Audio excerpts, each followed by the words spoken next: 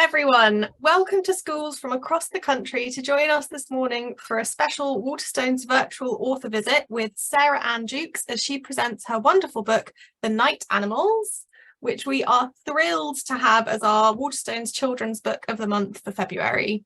The Night Animals is a beautiful story of emotional resilience, growing up and family. It follows Nora and her ghost animals as they discover the importance of finding help where you need it. Sarah will, at the end of the session, be answering some of your pre-submitted questions, and teachers, please pop any questions you have into the Q&A function throughout the recording, and we'll hopefully get to some of them at the end. Feel free to share photos of your class watching on social media if you tag at Waterstones Kids using the hashtag Waterstones Virtual Visit. And now, Sarah, over to you.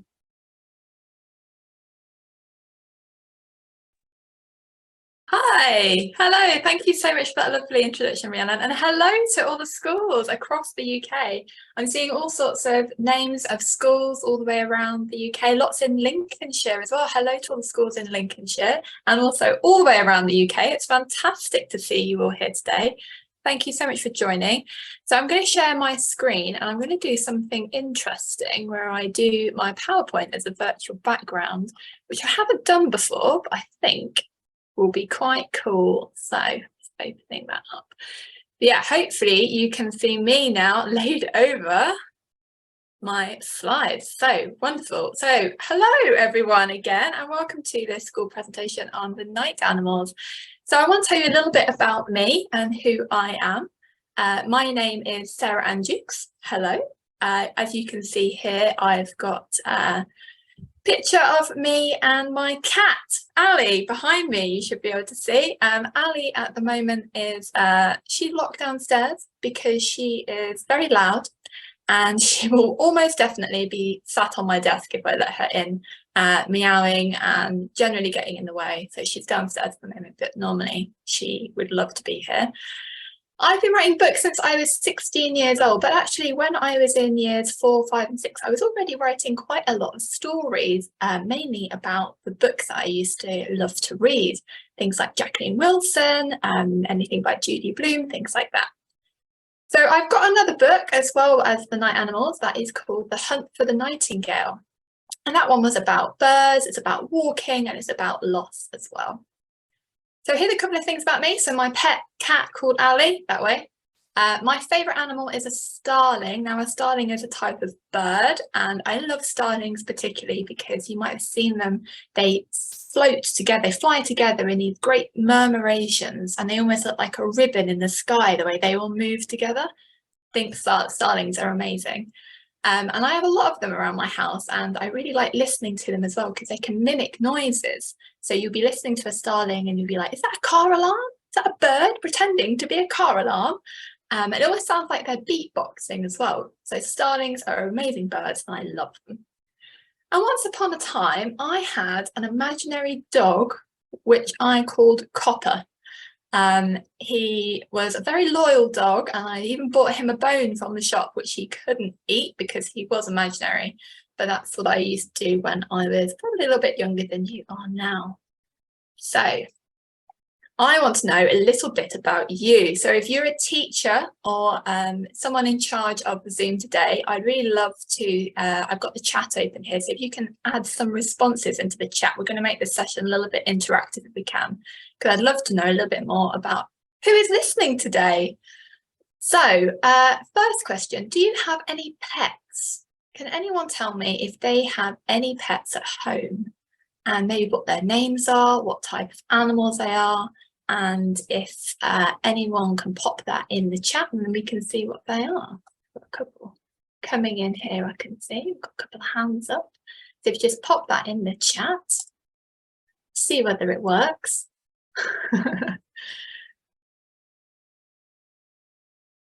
We've got a couple coming in the Q&A. Oh, we have a school dog called Pippa. Thank you, Mrs. Clark. That sounds amazing. School dog called Pippa. Hello to Pippa, if Pippa is listening. Sienna has a cat called Echo. Wonderful. I love that. Rocco, I have a puppy bulldog. Wonderful. I love bulldogs. They're the best. Enid the kitten and Marmalade the dog. Now that is an amazing name. So, and we have got lots of children with cats. We've got 2 dogs called Leo and Lily, and 22 dogs in a class. Wow, that's crazy. So loads of pets there. Thank you all so much for those who are managing to share that in the Q&A part of that. So what is your favourite animal? So if you can pop into the chat now what you think your favourite animal is. It might even be the same as your pet, but what is your all-time favourite animal? Very interesting to know that. We've got lots of dogs coming in. Dogs are definitely the best one. The bearded dragon I just saw. That is a great animal. Bearded dragon. You know, I've not heard that one before, but they are an amazing one. Fantastic. We've got favourite animals, cats, dog, horse, and a sloth. Sloth. I was very lucky to see a sloth once, and I tell you what, I can see why they are your favourite animal, because they're amazing. We've got leopards, we've got dogs, a spider, a hyena, a turtle, a hawk is Theo's favourite animal. Fantastic. Loads of really exciting animals here. Fantastic. So, did you ever, like me, does anyone there ever have an imaginary friend who was an animal like me? So did you ever have an imaginary friend, human or animal? Let me know maybe if it was an animal, what type of animal it was and what their name were. I think it'd be really interesting. We've got some more favourite animals coming in there. That's great. Alfie had French bulldog with 3 legs. Wonderful. So it looks like the chat is back up now, if anyone wants to pop them in the chat. We have an imaginary dog. Fantastic. Lucy had an imaginary friend that was a fox, just like in the book. That's amazing. Lucy, you and I are on the same wavelength, I can tell. Lauren had an imaginary bunny called Bun Bun. Fantastic. I love that. A dog called Biscuit. An imaginary gorilla called Gorilla William. Now that is an amazing animal. Fantastic. Imaginary friend that was a cat. So loads of people also like me had imaginary friends who were animals. That's fantastic. Oscar had an imaginary pet panda. Oh, I'm loving these answers. Thank you so much, everyone. I'm sorry I can't read them all out, but they are fantastic. So I'm going to tell you a little bit about the night animals now. As you can see behind me, this is the cover of the night animals. So if you were to get a book, and if you turned it over onto the back, you would see something here called the blurb. Now, a blurb is a really great way to learn a little bit more about what a book is about before you pick it up and start reading it. It's one of my favourite things to do, as well as reading the first line. Usually by reading the blurb and the first line, I know whether or not I'm going to love a book or not. So this is a blurb for the night animals. Nora's mum has good days and bad days, but the bad days are getting worse. It's been just the 2 of them for always, and they don't need anyone else. When the rainbow shimmering ghost animals Nora used to see when she was small start to reappear, she's convinced that they hold all the answers. Along with new friend Kwame, Nora follows a glittering ghostly fox, hare, raven and otter on the adventure of a lifetime, helping her to find the strength she needs to help her family. So that's a little bit about the night animals. So now I'm going to read out the first chapter, and afterwards I'm going to ask you a couple of questions. So see if you can listen to the first chapter and then speak among yourselves in your classroom to see whether you might be able to find out the answer hidden in here. So this is the first chapter, you can see illustrated as well with a fox. Night is at its deepest, darkest centre when she comes. I'm dreaming about being stranded on a wild island when I slowly notice the paws on my chest like 2 solid nothings. They feel the same way ice does when you hold it in your hand, like something so cold it's just numb. And then I open my eyes and I see her. She has the same strange opal glow I remember them all having, but I can still make out the rust red of her coat and hungry yellow of her eyes. The glow from my nightlight is watery but gleams off the claws pressed into my pyjama top and the tip of her nose as she sniffs me. Her black tip ears are pointed back towards my bedroom door, listening. Maybe I should be afraid, but I'm not. I've seen others like her before, although not for a while and never this close. They were sometimes just a rainbow haze in the sky when I was feeling lost, or a splash of colour under the surface of the swimming pool I was afraid to dive into. But this one is here, sitting on my chest, in my bedroom, in my house, in the dead of night. A fox, a ghost fox. Okay, so that's the first part of chapter 1. So can anyone tell me why Nora isn't afraid of the ghost fox? Have a little talk about that among your classrooms, and then if the teachers want to pop into the chat what some of the responses were.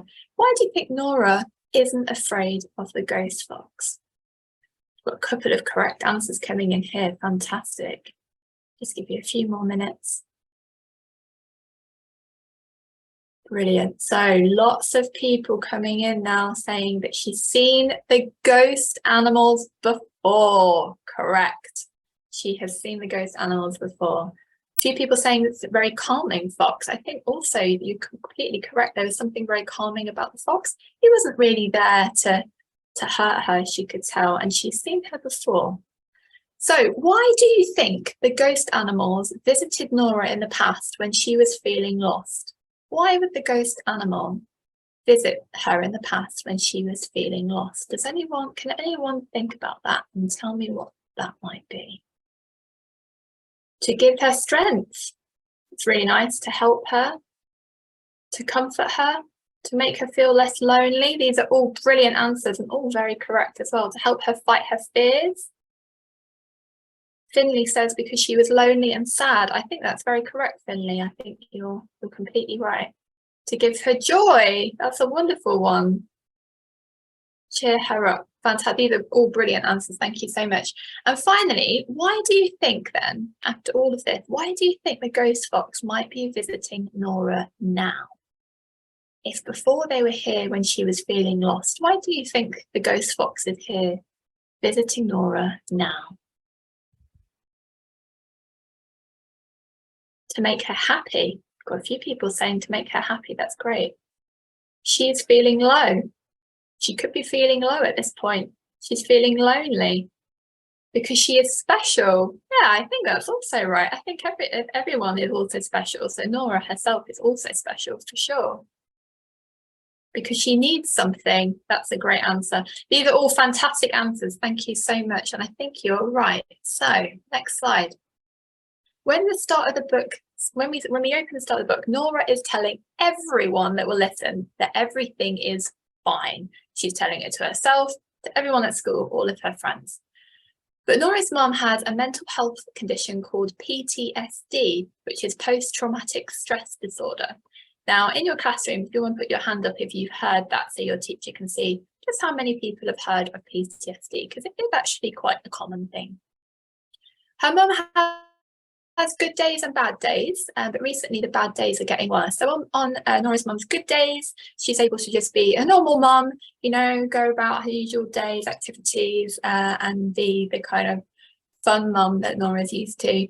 But then also she has these bad days, which sometimes means she can't get out of bed and spends a lot of time being sad as well, or angry, which Nora has started to notice more and more. So as a result of this, Nora has to look after herself and her mums sometimes, and that's called being a young carer.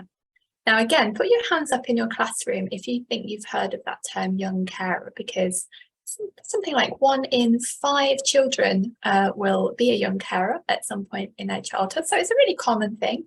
I myself, I'm a carer, or an old carer, as it were. So it's quite a common thing to do, and it does mean that you just need a little bit more help. Lots of children I can see coming into the chat there, which is great. So Nora has pushed all of her friends away at school though as a result of this, and she thinks she can make her mum better all by herself. And as you can imagine, although this is sometimes our go-to response to things, when something bad happens, we can feel like, oh, I can just deal with it by myself. I don't need to tell anyone or involve anyone.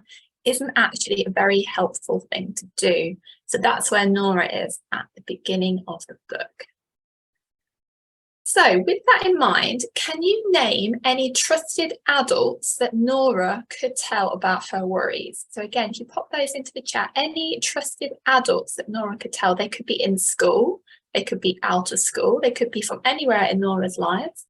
Lots of people saying teachers, which is brilliant. I'd really love to see that, because Nora finds that her teacher is a very important person in her life, actually, and is really there to listen to her. Lots of people coming in, so many chat answers, I can't read them. Family members, yeah, teachers and TAs as well, really great. Her dad, yeah, so Nora's dad lives a long way over the other side of the world in India, but she could tell her dad if she could get him on the phone for sure. And other family members and cousins, brilliant. And Childline, it's wonderful to see Childline coming up. I used to work for the NSPCC, and I can tell you that Childline is a fantastic one to call if you ever need to talk to anyone as well. So if Nora isn't feeling brave enough to share her problems with an adult just yet, and it's understandable, sometimes that can be a bit scary, what do you think she might be able to do meanwhile if she's not feeling brave enough just yet to talk to an adult? What can she do? Well, we've got write it down or use a feeling card to help her understand how she's feeling. I love the feelings card, and I'm a big fan of writing things down when you need to find out what the correct words are when you're talking about something. Tell your friends, trusted ghosts, for sure, these are fantastic. Friends are a really wonderful one because they help us practice the words that we want to use about our worries and feelings, that then we can just go, they can even come with us to go to a trusted adult and talk about what might be worrying us as well. Brilliant answers. Stress release, write it on paper and crumple it up. I love that. These are fantastic answers. Thank you so much, everyone. So the ghost fox is the first animal that comes to visit Nora, and I'm just going to read you a tiny piece from the ghost fox from the book. So the ghost fox tucks her tail across her paws, her rainbow edges racing purple and green and red. My heartbeat sounds too loud for the quiet house, so I sit down on the other side of the cushions, staring at the light fur on her chest, the squint of her eyes, and the scar stretching across her muzzle. So I want you to think about what kind of adjectives you would use to describe the ghost fox. You're welcome to pop them in the chat if you want to, but have a little think about what that might be, because it will come into useful later. We've got colourful here in the chat, which is wonderful. So the ghost hare is the, this one. The ghost hare is the second animal who comes to visit Nora. And the ghost hare, the rainbow hare, panics again around my feet, jumping at the closed door like she too wants to run out of it far, far away. And I wish she would just stop and panic in a still way like I'm having to do. So again, if you could think of an adjective that you would use to describe the ghost hare, what do you think it might be? Have a think about that. It's got mysterious and calming and energetic coming into the chat. I can see these are frantic. Oh, frantic's a wonderful word. Love that. So the next ghost animal is a ghost raven. You see behind me. So the ghost raven, he has black bead eyes, a sharp beak, and dark ruffled feathers. He's huge, much bigger than any bird I've ever seen this close, and I only know what he is from seeing pictures in books. Even though his feathers are dark, his ghost colours are racing red, blue, and gold, and he's crouching like he's ready to pounce and take flight. So what adjectives do you think you would use to describe this bird? Remember, adjectives are describing words. Gloomy and mysterious. Wonderful. I love that. Giant wings. Midnight black. Oh, some of these words are amazing. I want to take them for all my next books. So the final ghost animal that comes to visit Nora is the ghost otter. So blinking, I squint at the rainbow shape that's frantically trying to get my attention by jumping up and down on me with his cold, nothing paws and skipping around my room in a circle. I put my glasses on and see the rainbow blur is the ghost of an otter, his fur slick like he has just jumped out of the water. So a slightly different animal this time. So what adjectives do you think you might be able to use for ghost otter? We've got lively, joyful, cute. He is cute. I think otters are very cute. And we've got elegant, energized, vibrant, majestic, lovely, very much like that, majestic. So they are the ghost animals. And now I want you to start thinking about what you think your personal ghost animal might be. So I'm going to set you a task. You can do this either as a class or you can do it at home or however you want to do it. But I want you to think about creating your own ghost animal. So this is a ghost animal that will be there to lead you, to help if you ever have any worry that's big or small. So you might be worried maybe in your year 6 and you're worried about going up to secondary school next year. Or maybe the worry is really, really big, like the one that Nora has. Whatever type of worry it is, your ghost animal can help be there for you in the same way as Nora's ghost animals were there for her in Night Animals. So the first step is to choose any animal. It doesn't have to be one of the ones from the book. It can be any animal that has special significance to you in some way. And then choose 5 words to describe your ghost animal. So thinking about maybe some of those words you just used to describe the fox, the hare, the raven, and the otter, you can maybe use some of those, or you can invent new ones if it's special to your ghost animal. And you're also going to draw a picture of your animal as well. So you can think about that. So if you pop into the chat, I can see some people have already done it. What animal, your ghost animal, what animal you think your ghost animal would be? That was a bit of a tongue twister, wasn't it? So we've got Sophia said a panda. We've got Alexis says a koala. Wonderful. I can just imagine your koala clinging onto your legs and going with you when you need to find some help. That's wonderful. One of our boys is choosing a penguin. Fantastic. So a little bit like the otter, you know, the penguin can waddle around on land and he can also be swimming as well in the sea and in water as well. Fantastic. Oh, we've got a tapir. Is it tapir? Tapir? I'm never very good at pronouncing that. But they're clever, colourful, loyal, lethal, and adorable. I love those words. Fantastic. And I'm already building a picture in my head of what that might be. So that's fantastic words. A gorilla, a sloth, a bear, a wolf.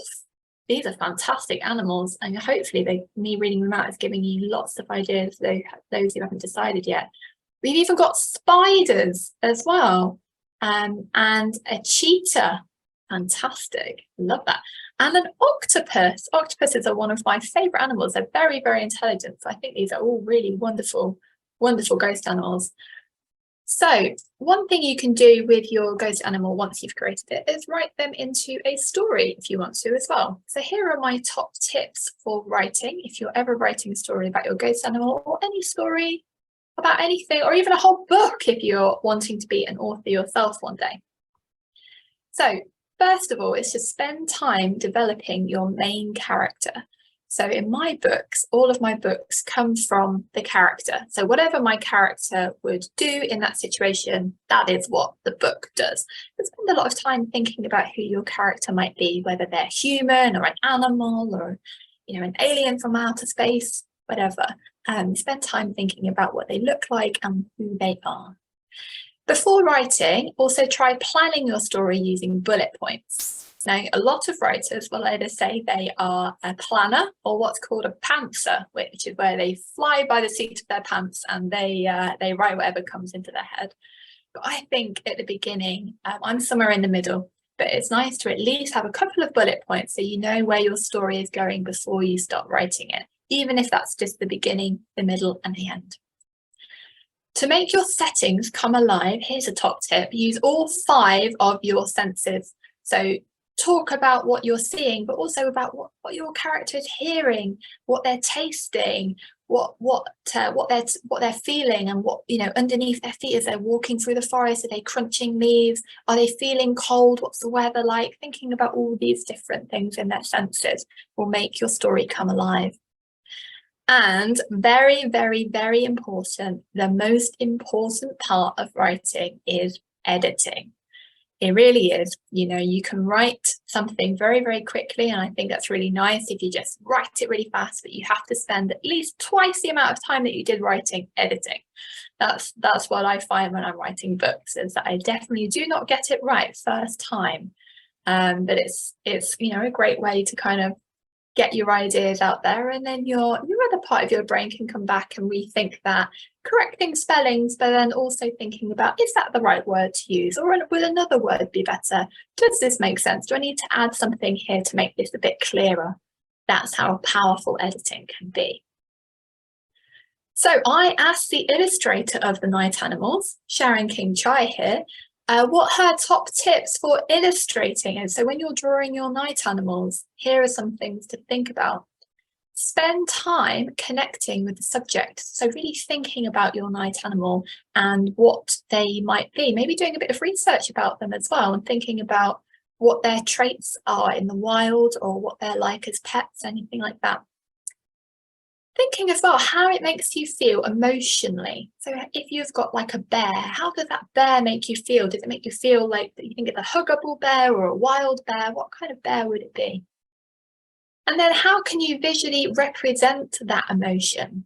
So Sharon, you can see in all of her drawings, have like swooshes of tails and magic coming off in these little sparks, which I think are just wonderful. So how can you visually represent emotion when you are illustrating your night animal? And also, what materials best suit it? So Sharon uses everything from feathers to sticks to all sorts of things to create her illustrations in different ways. So you can think, you can draw it by hand, but you can also maybe make it out of paper or collage or anything like that. So what materials best suit your night animal? So we are coming to the end of this now. Can't believe it's gone so quickly. So what we've covered today is The Night Animals is a book about a girl who's visited by ghost animals that encourage her to be brave enough to find help for her and her mum. The ghost animals in the book include a fox, a hare, a raven, and an otter.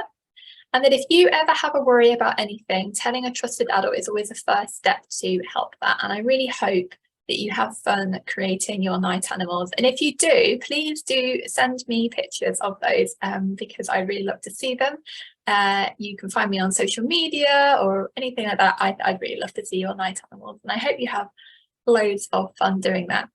Now we're going to go to a Q&A, so you can pop some questions in the chat and I'll do my best to answer as many as I can before the time is up.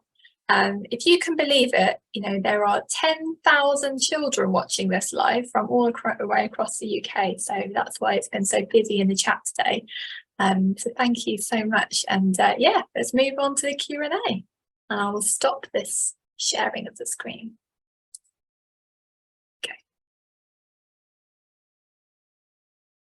Hello, sorry, my disembodied voice, just trying to start my video. Away. So while I'm working on that, oh, perfect, there we go. Wonderful. Thank you so much, Sarah. That was absolutely wonderful. And it was so nice reading everyone's animals and story suggestions in the chat. So I'm going to read through a couple of the pre-submitted questions, and then I'll pick some of the ones that have been flooding in from the Q&A in the chat. So I'd say the first question is from a home educated student in Poynton in Cheshire, who asks, who or what was your inspiration to become an author? That's a great question. What is my inspiration to become an author? So my background is, well, I didn't have loads of money growing up. I didn't actually own many books, so we used to make lots of use of libraries as much as possible. And when I was young, I didn't think it was possible to become an author when you came from a background like mine. So I wrote my stories not really thinking that it was possible. And it wasn't until much later on, when I was at university, it was a teacher at university who said to me, you'd be quite good at this if you tried to actually put your mind to it. And at the time I brushed him off and I was like, no, I can't be an author. That's not something that's available to me. He was absolutely right. And I think there's one thing I'd like you all the kind of budding writers to come away from the session is that you can if you want to become an author, it doesn't matter where you're from, what your background is, you can absolutely do it. You just need to put in lots of hard work. So that was the inspiration for me. I was a teacher. How wonderful that teachers can do that. Perfect. And that does kind of lead us on to a question from Clapham Terrace Primary School in Royal Leamington Spa. And they asked, what advice would you give to someone who would like to become a writer? I can see in the chat lots of inquiring writers out there. So Yeah, and that's wonderful to see. That's really nice. So my top tip is just to work really, really hard. So at the moment, that means lots of reading, read as much as you can, and then try and keep a diary or do a little bit of writing every day. It doesn't matter what that is. You know, I was writing poetry. I was doing fan fiction of my favorite books, writing as many stories as I can, and really just like experimenting and trying all different things. And then when you're ready, you can maybe start trying to write a novel. They're quite long, but you can give it a go. But the main thing you need to become an author really is persistence. So be prepared to fail. Failure is just part of doing anything really that you love. It would be the same thing if you want to be a footballer, and there'd be lots of missed kicks and lost games before you finally won the Champions League. So yeah, just be prepared to kind of not get it right first time, but as long as you're working really hard and loving what you do as well, then it's all worth it in the end. Perfect. There's a nice question about the illustration process for the book from Lincoln at the Priory Witham Academy, who says, how do you decide who is going to illustrate your books? Oh, wonderful. Well, actually, so my illustrator was introduced to me via my publisher. So my editor knew Sharon from a different time. So she put us together and introduced us. And since then, I am Sharon's biggest fan. I think her illustrations are beautiful. So I write the book, and then afterwards it goes to Sharon and she puts the illustrations in afterwards. But now, because I've worked with Sharon a little bit, I might send her a little sneak peek into what I'm writing and get her ideas from the beginning, so I can start thinking about, oh, that would make a very nice illustration. I'll think about putting that in. So yeah, it's nice. Oh, perfect. Joanne Smith has asked, which is your favourite night animal and what would your night animal be? Oh, that's a great question. So mine, to be honest, mine has always been the fox. Fox for me, as foxes have a very special meaning for me because I'm from Leicester originally, and foxes are our symbol really of Leicestershire. So foxes are really, really special. So I think mine would be the fox, and I think that's where this story came from at the beginning. It was all about the fox, and the fox actually came and visited me in the middle of the night. So yeah, it kind of all came from there. Great question. Perfect. And yeah, so the fox would be your night animal as well? Yeah, I think so. Perfect. Ben asks, what is your favourite book? My favourite book? Oh, that's really difficult, but the one I always come back to and I collect editions of actually is Peter Pan and Wendy by J.M. Barrie. So I've got about 20 different copies of that book, all in different with different illustrations. And I just think it's really cool that like loads of kids get stranded in Neverland and fight pirates, and you know, it's a great book, full of magic. So that's my favorite book. That's very hard though. Yeah.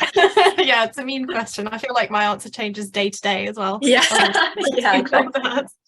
Adam Smith asks, how do you stay motivated when writing a long novel?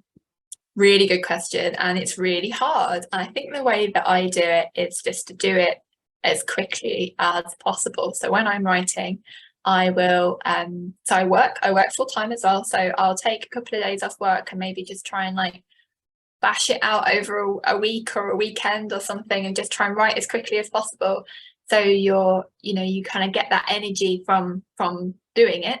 And then afterwards, from the editing part, I mean, that takes a long time, so that's when you need a little bit more motivation, and the best way to do that really is to speak to other writers, speak to other readers. Speaking to you today has been brilliant, and seeing all of these people reading the book and engaging with the book, that's really what keeps me motivated in doing it. So it can be really helpful. Writing can be a little bit lonely, so if you're doing it with other people, then it just makes it more fun. Excellent. And then you've kind of touched on this, but Libby's asked, do you ever feel like your ideas are not good enough and you have to start again? Any tips on how you overcome this? Absolutely, I feel like that all the time. And actually, it's useful to know that The Night Animals is actually the 10th book that I've written, even though I've only had 4 published. So I think that really shows that sometimes you can write a whole book only to get to the end and realize that it's not quite right.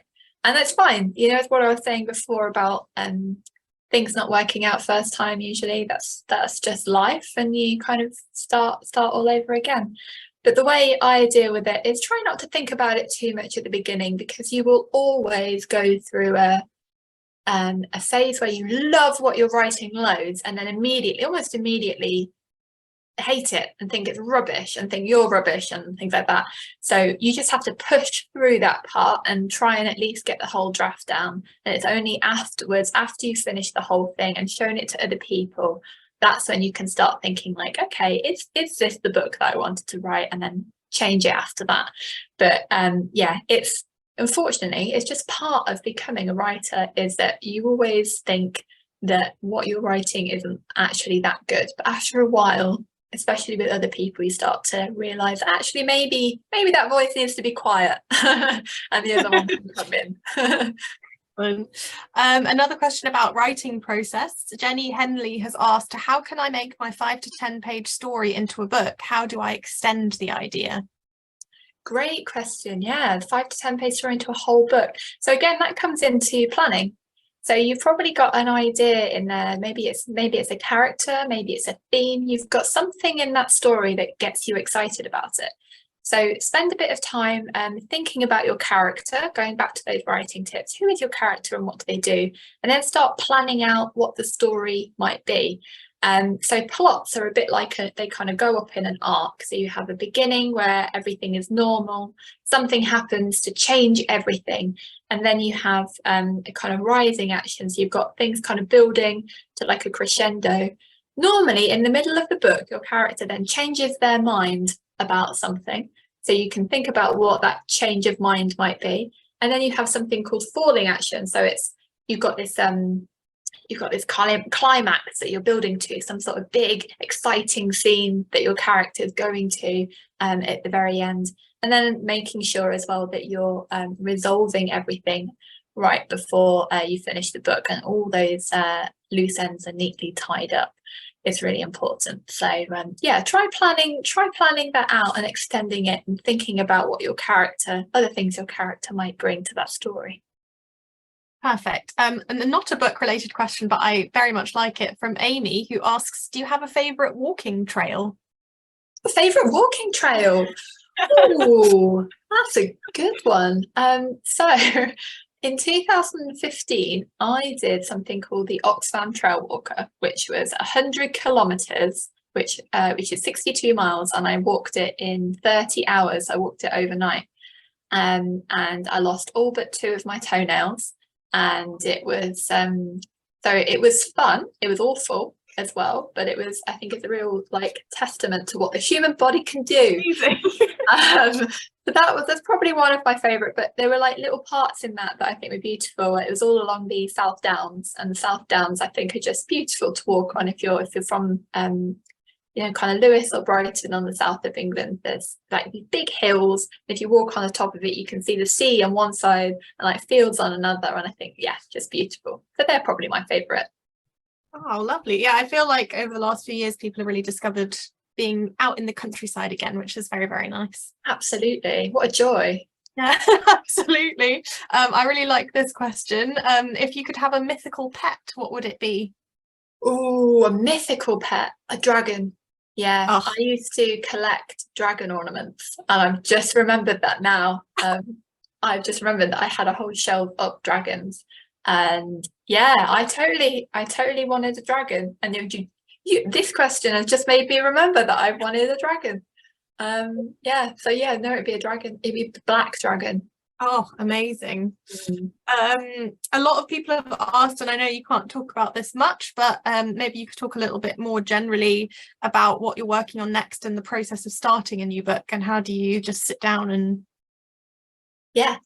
start. Yeah. Yeah. So I will get an idea. As usually one of the questions I get asked a lot as well is like where you get your ideas from. But for the book I'm working on at the moment, I had an idea about, I heard something on the radio, like a story, real life story, and I was like, that's quite interesting.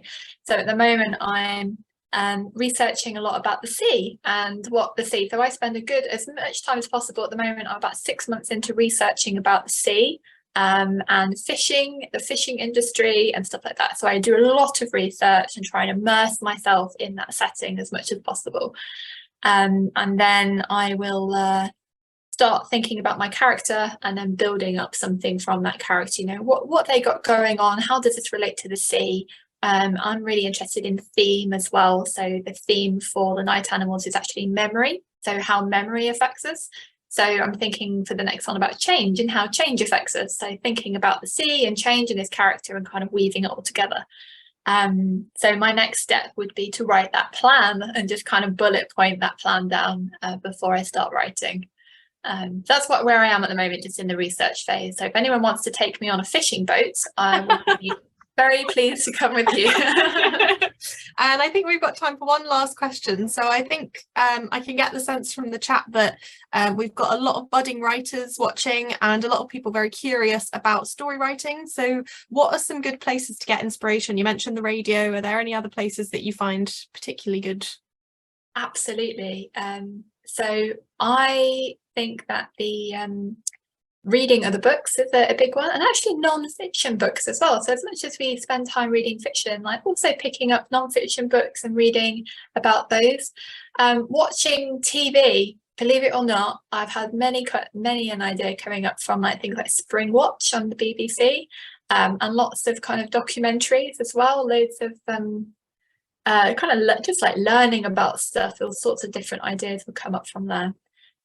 Radio, podcasts, it's just engaging with other forms of art, I think, is the best way to get ideas, whether or not that's a museum or an art gallery or listening to radio or TV or anything at all. Art is like the best way to get ideas. So yeah, that's a nice. Oh, and going outside, actually, as well. As we were just saying, the countryside is on our doorstep and it's filled with stories. You wouldn't believe it.